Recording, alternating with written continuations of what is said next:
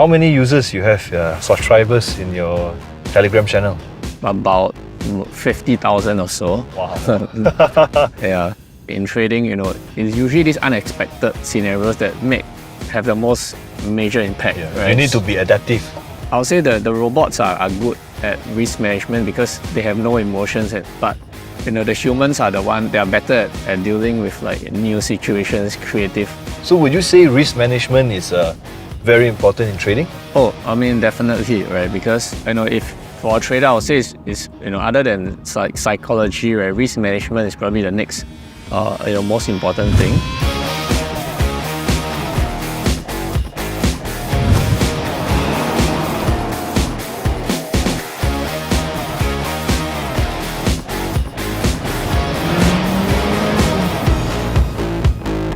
Hi everyone, welcome to the show, Control Your Drive. In the last episode, we went into detail talking about the FBS trading tools with our specialists, and it was really insightful. In this high-performance car, I think about cars help people in achieving certain things. It's like they are superior in helping us, and there are a lot of similar things in car and in the trading app. The fuel indicator, it reminds me of a margin call function, because if you're low on the fuel in the car, you need to refuel, or otherwise you will get stuck at the middle of your journey, and that's definitely not a thing you want. Today's episode is about trading strategies. We're going to have a trading guru who's going to come in to explain to us about all the trading strategies, which I'm sure everyone is excited about it. I myself too. So I'm going to pick him up now. Let's go.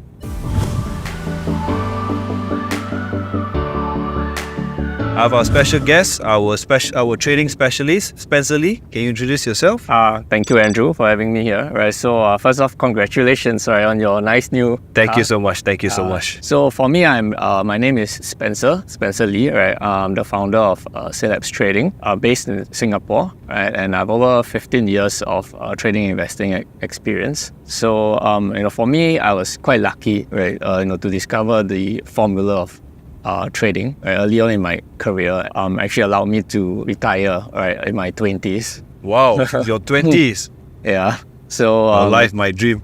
So I'm quite grateful, right, for to have discovered that, and then since then, I've been traveling around the world, right? Been to more than 70 countries. Wow. Yeah. So trading is really my passion, right? And I also hope to teach and inspire like other people how to do the same. As for the more like technical aspects, right, my specialization is in the swing trading and price action. Okay. And also I've been actively blogging for more than 15 years, right? So I have quite a large following on my website. Your blog is about? It's about basically it's a compilation of everything that I've learned about trading, investing. So it's a trading blog. Yeah, it's a trading about financial markets. I see. And at the same time, I also run one of the largest Telegram channels on trading, right? So just to provide like free information to get people interested in trading and investing. Oh, how many users you have, subscribers in your Telegram channel? About 50,000 or so. Wow. Yeah. Wow, that's really a lot of people. Yeah, I mean it's been quite a while since we've been building up, right? And also because I think there's more and more people that are getting interested, in trading around the world. Definitely. Is it risky trading, in your opinion? Of course, it's funny I asked trading analysis, but what do you think? So if you look at, if we look at the idea of risk, right? What is risk, right? In the first place, right? Because, would you consider driving something that's risky? It's necessary. There is risk, but it's not risky. If we look at like road accidents, right? It's just a very, very, very small percentage, right? And usually it's those people who don't do it, they're not driving well, or they're drunk or what, right? So typically, for most drivers, right, it is not a risky, wouldn't consider it a risky thing, right? Because once you are familiar with driving and you drive for many years, right, you become more and more confident, and you don't really see it as risky anymore, right? So I'll say the same thing applies for trading, right? If you're just totally new, then obviously it'll be risky, right? But as you increase your skill, then it becomes like, not so risky anymore. Okay. Right. So I would say it's not so much that it's the activity itself that is risky, but it's really like the level of competency, of the driver or the trader that makes it risky or safe. You need to practice,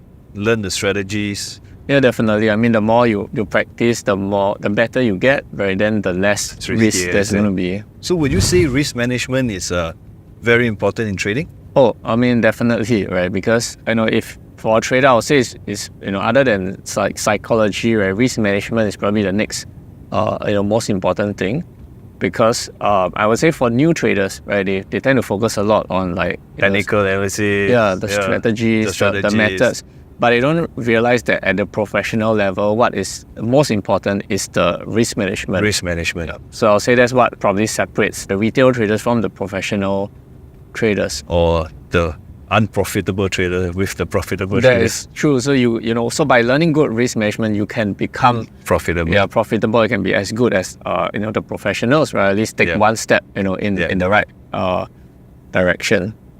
Can you give us some strategies, being the guru and Sifu? So I would say that risk management is not something that has to be very complex, right? If you think about it, risk management is just trying to limit the amount that you lose like each trade, right? So that you can play, you can trade, you can make many trades, right, without losing your money, right? Because if you just bet everything on one trade, right, and then if you lose, that's it, right? Yeah. So ideally you want to split your money or your capital into many pieces, right, so that you can bet many times. I see. Right. So the idea is really just to limit, right, the amount that you are betting each time, right? And so an important concept will be the stop loss, right? You place a stop loss so that you limit the amount that you're going to risk, right? So Spencer, you have been trading for 15 years, right? There's so many indicators in trading. Which one would you recommend? So that's a question that I get a lot, right? And I think that a lot of people tend to want to know, like, also, is there like one best indicator? Is there like a holy grail, or how do they decide, right, from all the different indicators, right? How do they build their strategy?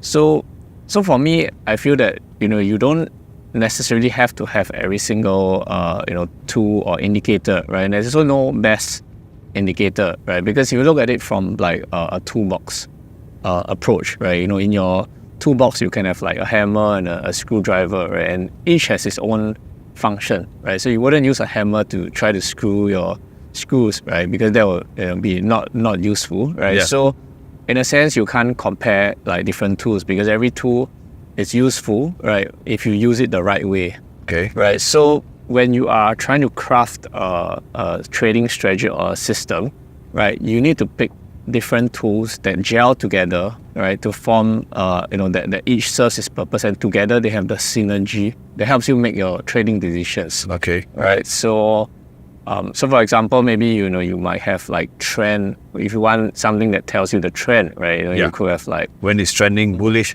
for example. So what would you use for, like, say trend indicators, or what have you heard of?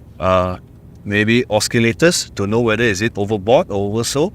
Okay, so I think for me, I'll say, like, for trend, the more common ones, right, would be like your moving average, your MACD, right, and just to look at the general trend, right, and then oscillators will actually fall into its own class, right, which is more like tells you how, are they in the higher range or in the lower range, right? So these are two common types of indicators, and then you have your breadth indicators, right, which looks at the bigger, the overall market, right? So these are like different types of indicators, and typically you want to pick like one of each, right, so that they don't like overlap. Yeah, so so instead of having like 10 different trend indicators, right, it makes more sense, if you have, say, one trend indicator, one oscillator, one breadth indicator, one volume indicator, right, so that together each of them serves its purpose, right, and provides a synergy, right, for your your overall trading strategy, right? So that's how you can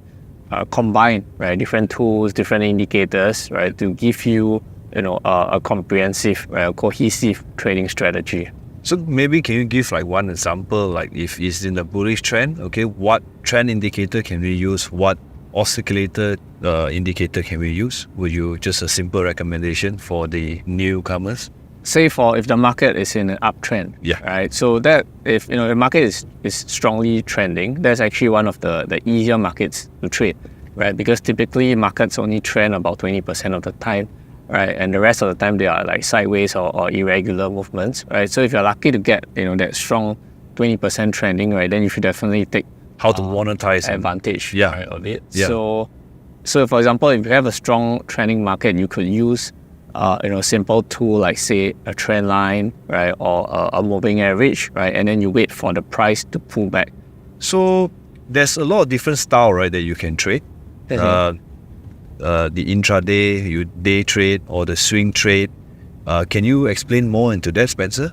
Oh yeah. So I think the trading style is something that is quite people tend to overlook as well, right? Because picking the right trading style that suits your personality is also an important part of trading, right? Because if you pick a style that doesn't suit, then you'll find that it's quite unnatural, right? Because not every style is suited for everyone, right? So for example, some people, if you pick a style that doesn't suit your personality, then it can be quite hard for you to follow, right? So even if someone is able to get success with that particular style or strategy, it may not necessarily mean that you can just replicate it or copy it because it may not suit your personality, right? So what are the different types, right? So like intraday would be the very short term kind of trading where you go in and out within the same day, right? So that's why it's called intraday, right? So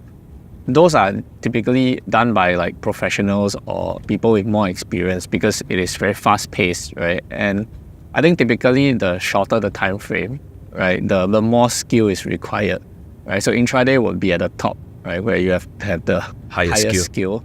And with the most time, because you need to be staring at the screen most of the time, right? Yeah, so that's why typically people do it like the full time because you can't be like doing something else at the same time. And then the next will be like swing. Right. I think that would suit me because I have a job, so I'm doing part-time. Is it? That is what I recommend to most of my students as well, like swing trading, because it is the sweet spot where you can do it with the in between other things, right? You don't have to be there in front of the screen, but maybe once every 4 hours or once a day you can look at it and still take the trade, right? So that is I feel like the sweet spot, right? And because the next one will be like position trading. So for swing trading, typically your position could be like a few days to a few weeks, right? But for position trading, it could be like a few weeks to a few months, right? So position trading, because the way it works is that you don't get many trades, right? But you need a lot of patience to wait for the trades, and then you need to hold those trades, right? So if you are trying to like improve your trading skill, you also won't get that much practice, right? So it's typically done by people who already have a very strong system. They're seasoned traders already. They don't say seasoned, or maybe they use like computer trading systems and then they just let it set it and leave it. So Andrew, now that you have got this new car, right? So typically when if you have a new car, right, how you approach, right, driving this like new and car, because it might be quite different from the other cars that you have driven, right? How will you go about? Well, this car, again, I'm so grateful to FBS, is the Mercedes CLA 45 S-Matic. Apparently, it's the fastest Mercedes car, so it can drive really fast. But I am not a fast driver, so I want to take care of it. So I will still drive carefully. Because there are a lot of like new features and stuff on the car, right? So true. Yeah. So if you're not familiar with these features, right? When you typically like try to take it slow, test it on a familiar route, before like going all out to max out the speed. Yes, for sure. Definitely gonna slowly take my time, test out everything before I take it to the next level. So I think like it's a bit like trading, right? If you are approaching a new market or a new strategy, you want to take it slow, test it out on familiar markets, before like going all in, right? Test to make sure, and that is also a bit like back testing, right? When you create a strategy, you want to test it, you back test it, right, on familiar terrain, right, before you actually implement it, right, into your to actually with real money. Yeah. Right. So that is I think something that is quite similar. You use a demo account? Yeah, you can. That is one way of doing it. Right. So if you're going to test a car, right, or a trading strategy, right, what are some of the signs that you look out for, right, to tell you whether the car is doing well or whether the trading strategy is doing well? So I think for the car is probably whether when I drive, is there any unusual sound, or how's the responsiveness of my car, how steady the car is. I think like that. Yeah, I think it makes sense, right? Because if you're driving and there's like strange rattling sound from the car, then that will tell you, right? It's kind of like an alert, right? It tells you something is wrong. Yeah. Right. So same for trading, right? If you are trying out a new strategy and then you see that hey, I'm getting more losing trades, or it's not really performing, right? Then that will be kind of like an early warning. Then you can sort of tweak, right? Or you try to like troubleshoot to find what is the problem, right? So I think that is basically the idea of back testing, right? Because while testing it, and you can see all the problems that come out, and then you slowly fine tune it, right, until you find a strategy that really works for you, right? And once you get that, then you can really go full throttle, right, on the strategy. Yeah. Right. So I think that is why like back testing is very important.